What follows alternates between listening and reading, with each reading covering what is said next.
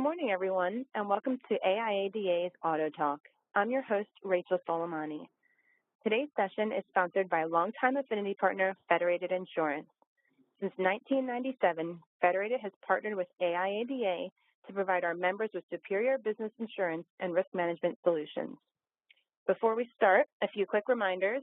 Everyone that is registered will receive a recording of today's session by early next week. And if you have any questions, feel free to enter them into the lower right side of your interface under the Q&A bar. Now join me in welcoming today's presenter, Patrick Connor. Patrick is a partner at the prestigious Hush Blackwell, and he specializes in business succession, estate, and tax planning. He's been at this for the last 17 years. So with that, I'll leave it with the pro. Take it away, Patrick. Good morning, everyone, and thank you for attending. We're going to dive right in here. So number one, as Rachel mentioned, I'm a partner with Hush Blackwell. We're one of the 100 largest law firms in the country, and I work just in doing estate planning, business succession planning, and tax planning.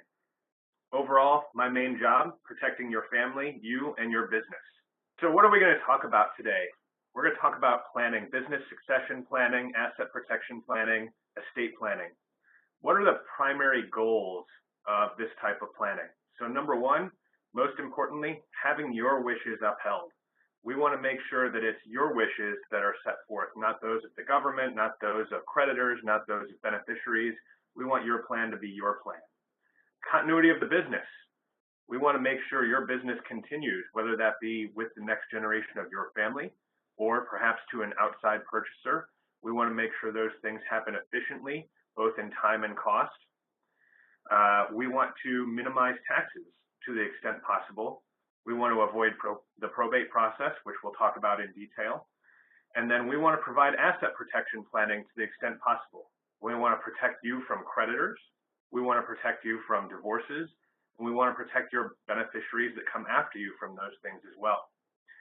Sometimes people have some concerns about leaving assets to their descendants. Maybe you have children that work in the business and some children that work outside the business.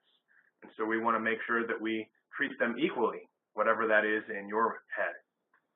So certain times, small businesses have special concerns, closely held businesses, and some of those we have to deal with kind of in unique ways. So one of the most important things is we need to have your assets titled properly. As we'll talk about here in a minute, we recommend that everyone at least have a revocable trust, and so we want to make sure the ownership of your business, your land, all of your assets is owned by that revocable trust. We want to make sure that your business property, your business real estate, is not owned in your individual name because of asset protection concerns. We want to make sure that that property is owned in a limited liability entity, such as a corporation or a limited liability company. Other times we have concerns around liquidity. Most closely held business owners take the money that they make, put it back in the business. The business is where they have control of their assets. The business is where you have your best shot at making a great rate of return. And what happens then is we've got a lot of net worth, but not a lot of liquidity. And at times, certainly at people's death, when estate taxes are due, that can become a problem. Sometimes people have a desire to retain the business in a bloodline. We can support that. Things that are often overlooked are key employees of businesses. So you insure your land, you insure your buildings, you insure your inventory, you insure for liabilities. What are some of the most important things you have at your business? That's your key employees. If one of your main employees wasn't around anymore, you would certainly be losing some revenue. And so I oftentimes recommend that people buy key man life insurance on their employees. And what happens is that comes in and provides a source of revenue immediately upon that person's death, which can be used for making up for your lost revenue, as well as perhaps hiring someone away from a competing business. Other concerns are we have a lot of closely held business owners that we represent where there's multiple owners of the business. And we're going to talk about how to deal with that here in a minute. So a couple interesting statistics on business succession. Number one, business generational transition. So when you have a business that's a family business, getting it to the second generation, only 30% successfully make that jump. 12% to the third, 3% to the fourth generation. Those are small numbers. You know why? They don't come see people like me. They don't consider what their options are. It's poor planning. We can make those numbers rise considerably.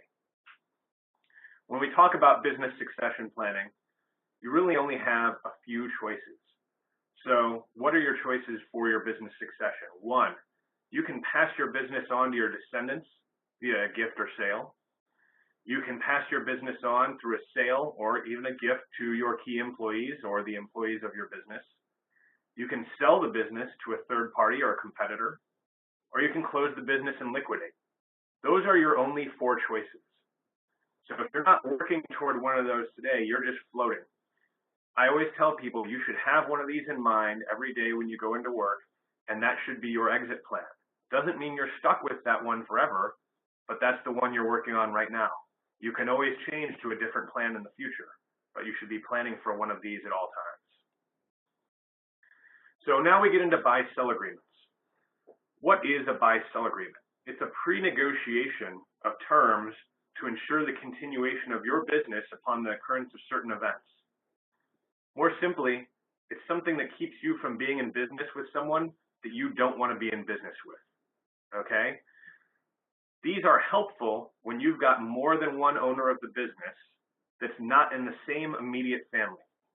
So I'm not talking about spouses, I'm not talking about parents and children, I'm talking about perhaps, people that are not related, siblings, things like that. And so anytime when you have a situation like that, there's a possibility that you could end up being a partner with someone that you don't want to be a partner with. Life insurance policies are one of the keys to buy-sell agreements, and we'll see why. So what do buy-sell agreements do?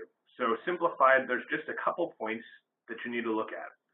Triggering events, who has rights, permissive or mandatory, how much money, and how is it paid? We're going to dive in on each one of these points here now. So first, buy-sell agreements. What is it? Well, it's a stack of paper with words on it until one of these things happens.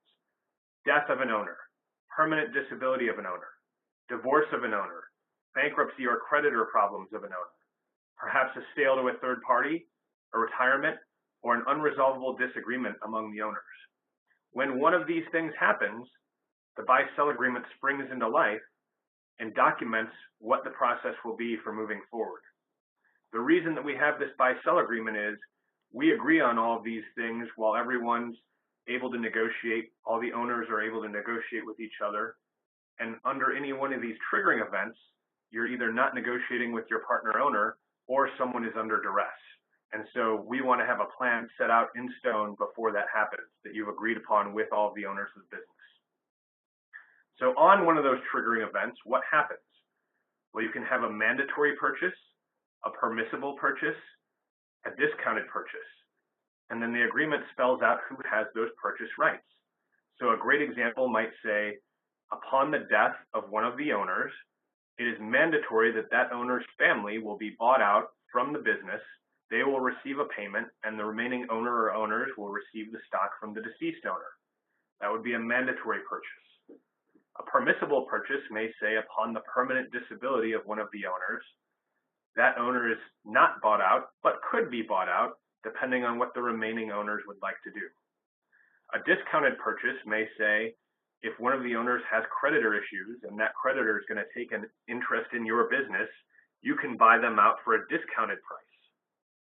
And of course, we spell out who has the purchase rights. Is it the remaining owners? Is it the business? Is it a smaller group of the remaining owners? This is all negotiated in the buy-sell agreement. Once we've had a triggering event, we know whether someone has to make a purchase and who those people are that are purchasing, how much are they paying? So the way that we like to document that is we allow the business owners to fill out a certificate every year, where at their annual meeting, they get together and say, if something happens this year, one of those triggering events occurs, here's the valuation of the business that we will use. And that allows you to set the valuation, which puts you in control and keeps you from having to have an appraisal, which is expensive and not in your control. Of course, sometimes our business owners go for a while and fill out the certificate, and then after a number of years, they stop filling out the certificate at their annual meeting. And so the certificate is an exploding certificate, meaning if it hasn't been filled out in a year and a half, that certificate is no longer valid. And so we have fallback methods of getting an appraisal or relying on a formula of accounting records. Once we know that the triggering event has happened, there has to be a purchase, and we know how much we're paying. How is it paid for? Well, our number one choice in a death situation would be life insurance, where either the company has life insurance on each of the owners, or the owners have life insurance on one another. Then the life insurance comes in, it's immediate liquidity that is used to buy out the outgoing owner's family, and the remaining owner continues with the rest of the business. For things that aren't covered by life insurance, we have disability insurance or a promissory note. The promissory note terms will spell out how long the company has to pay the outgoing owner, or the remaining owners have to pay the outgoing owner in term, as well as the interest rate. And so all of that is preset in the buy-sell agreement, so there's no negotiating between you and someone's family or your family and the business. Sometimes people I talk to say they have a buy-sell agreement and they present me a couple life insurance policies. And I say, that's not a buy-sell agreement, that's just a couple life insurance policies. There's nothing that obligates those life insurance policies to be used for a buyout in the situation where one of the owners has died. Also, sometimes people present me buy-sell agreements without life insurance policies. I think that neither of these are great situations. You really need to have the buy-sell agreement and the life insurance policies in place and tied together to cover the business. So in summary on buy-sell agreements, it's setting things pre-negotiated for the business for a situation where you have multiple owners in order to pre-negotiate what happens in some of those triggering events. We're going to move on now and talk about asset protection. One of the things I frequently talk to business owners about with asset protection is how they own their business real estate. Sometimes I meet with people and they have their operating entity properly set up in a corporation or limited liability company, but they have their business real estate owned in their own individual names. That is a liability concern. People are coming onto your lot and property every day. If someone gets injured, obviously your first line of defense is your property and casualty insurance. But if you get through that property and casualty insurance, they're going to be suing you individually. Your real estate should be owned by a separate limited liability entity. I would recommend a limited liability company. And that real estate should then be leased back to the operations entity for its use. This is a great way to protect yourself from claims against the real estate for things happening on the real estate. And it's also a great tax benefit as well. Sometimes I work with some larger operations, and so I recommend that they have a separate LLC for each piece of real estate that they have. This segregates the liabilities between each of the pieces of real estate as well as the owners and the operating entity. Additionally, you want to never have your real estate, your business real estate, owned inside the operating company. That's not great for taxes, and it's not great for asset protection. If you had a claim on the operating company, the claimant would be able to potentially take your real estate. If you had a claim on the real estate, the claimant would potentially be able to take your operating company, and that's why we recommend those be in separate entities. Additionally, as I mentioned, it is much better for income taxes. Moving on, we're going to talk about some basic estate planning here for a few moments. I always ask people, do you have your estate planning documents? If you don't, guess what? The government has them for you. Every state in the United States has a default plan for your estate plan if you have not executed your own will or revocable trust. Laws provide where your assets will go, and judges will select who is responsible for making those assets move to where they need to go under those laws. The only way to get out of this is having your own documents. And some people tell me they have a will. A will is not enough. When people work with my firm, we recommend a certain minimum level of documents to be in place. I call these the core estate plan documents. So what are they? Wills, trusts, healthcare powers of attorney, financial powers of attorney, and then we also review your insurance policies, your deeds for proper land ownership, all of your assets to make sure they're properly titled, and then we look at your LLCs and entities to make sure you're properly protected for asset protection purposes. What do each of these documents do? So the healthcare power of attorney is a document that says who makes healthcare decisions for you if you're incapacitated and can't make your own healthcare decisions. People often assume that the spouse will be the person that is made to make the healthcare decisions for you. That is an incorrect assumption. Just because you are married to someone does not mean they have the primary right to make healthcare decisions for you. Some of you on this call may remember the Terri Schiavo case from the late 90s down in Florida, where the husband of Terri Schiavo and her parents got into a long, drawn-out battle about whether what medical treatment to have for her. Went up to the Florida Supreme Court, hundreds of thousands of dollars in legal fees were spent. That's not the plan you want for yourself. Here you have the healthcare power of attorney. You make a selection about who's going to make healthcare decisions for you. You select successors to that person, so you have a whole chain of successors laid out in case the first person, the second person, or the third person can't act for you. And that way you're in control of this. This document also sets forth what happens if you're in a permanent vegetative state. If you don't have this document, it is a judge that will be selecting who makes healthcare decisions for you. And that process is public, which is embarrassing, it's costly, and it's time consuming.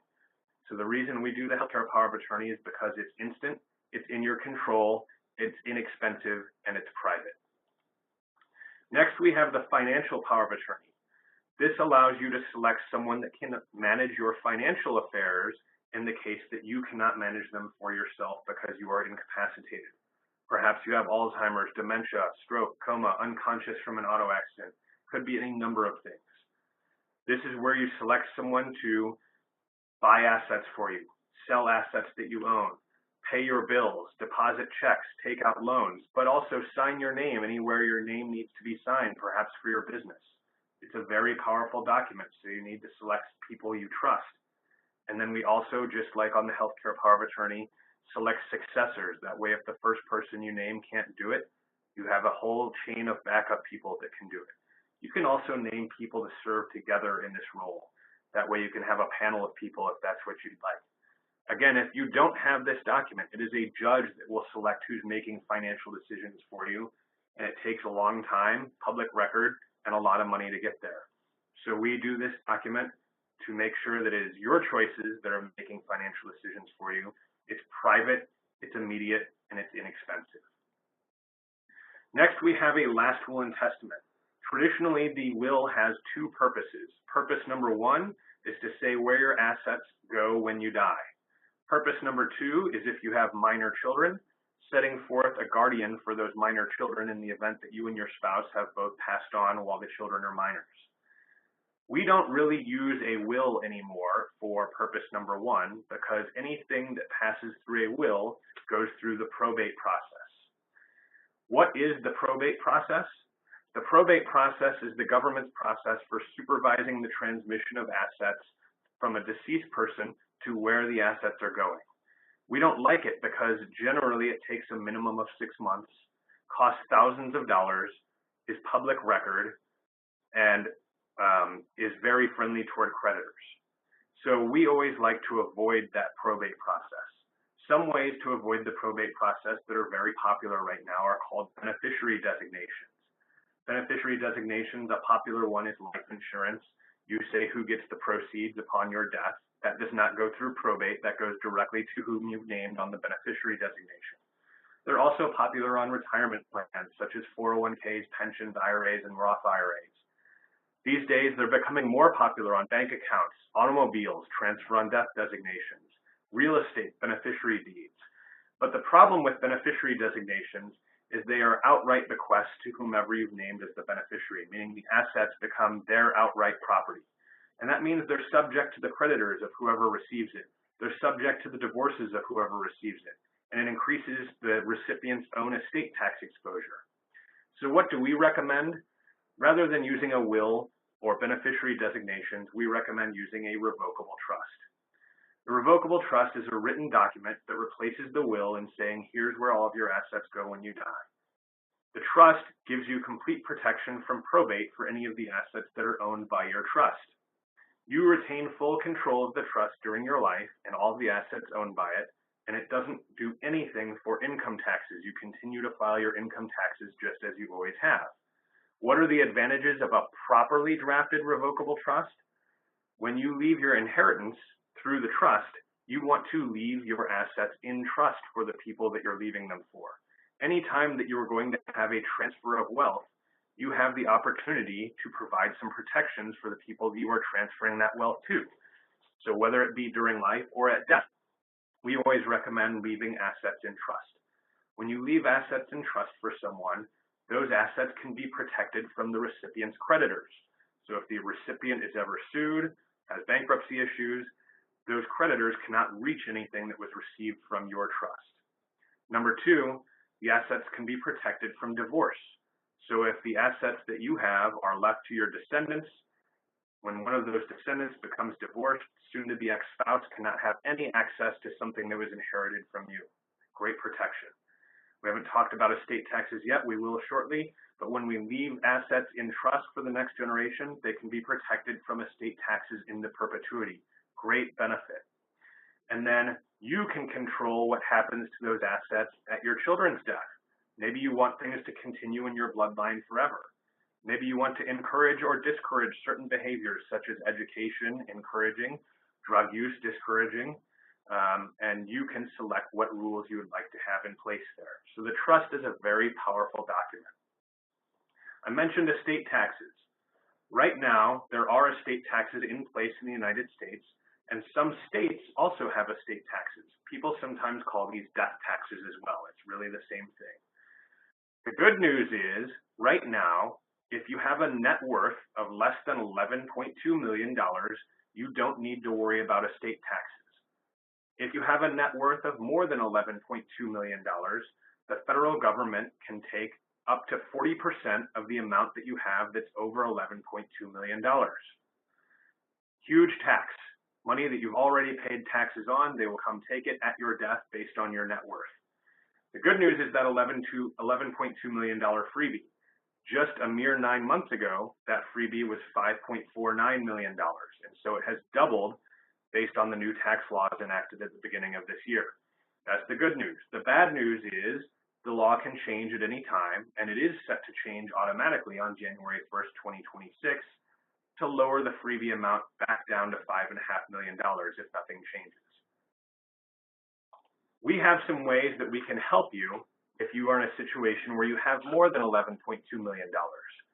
One of the things we commonly do first is we set up basic level revocable trust planning for our spouses, which can get us $11.2 million protection per individual. So that's $22.4 million of protection for a married couple.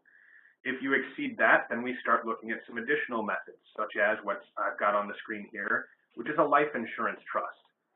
Life insurance is included in your net worth calculation for estate taxes at the death benefit number, not the cash value number. So one thing that we do is we take life insurance and put it into an irrevocable life insurance trust. And what this does is it allows the life insurance proceeds to come in outside of your taxable estate. So that number, the death benefit, is not included in the estate tax calculation. This provides liquidity to pay those estate taxes and allows your family to continue to own the assets that you currently own instead of selling them to pay for estate taxes. Another thing that we frequently do is I call a gifting trust. Sometimes people call it an IDIT, or intentionally defective irrevocable trust. We've had great success using this with many of our dealership clients. What we do is we take their operating entity or perhaps their real estate and we put it into a fashion that can allow us to get some asset discounting by either recapitalizing their stock into voting and non-voting shares, with the non-voting shares receiving a valuation discount, or perhaps fractionalizing the real estate in a partnership where limited partnership interests receive a valuation discount.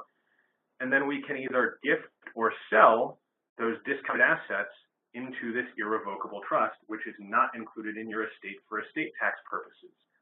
This irrevocable trust also provides creditor protection, divorce protection, and estate tax protection. So this is a great benefit for the people that you're leaving your assets to. As I mentioned, anytime you're going to have a transfer of wealth, we have that opportunity to provide those protections, whether it be at death or during life. And this is the trust that we use for during life wealth transfers. We combine it with the asset discounting to provide a great estate tax benefit. So these are just a couple of the tools that we can use to help protect you from the estate tax. And so that's the end of my presentation. I'm out of time. Rachel, if you'd like to take it back over, that would be great. Sure. Thanks, Patrick, for your insight into this really relevant and important topic. We really appreciate having you and are grateful to our affinity partner, Federated Insurance, for introducing us to you. Everyone on the line, we have some really exciting programs coming up. On October 16th, our car gurus are back. Bob Grill of Carfax and Mike Rossman will talk about increasing sales and protecting profits as used car shoppers move online. What is your 2019 used car plan? In November, we'll have Moss Adams back talking taxes. And in December, we'll have our yearly roundup and predictions for 2019. So be on the lookout for promotions for those and how to register. For more information about AIADA, visit AIADA.org or call 1-800-GO-AIADA. Thanks again, everyone, for joining us, and have a great day.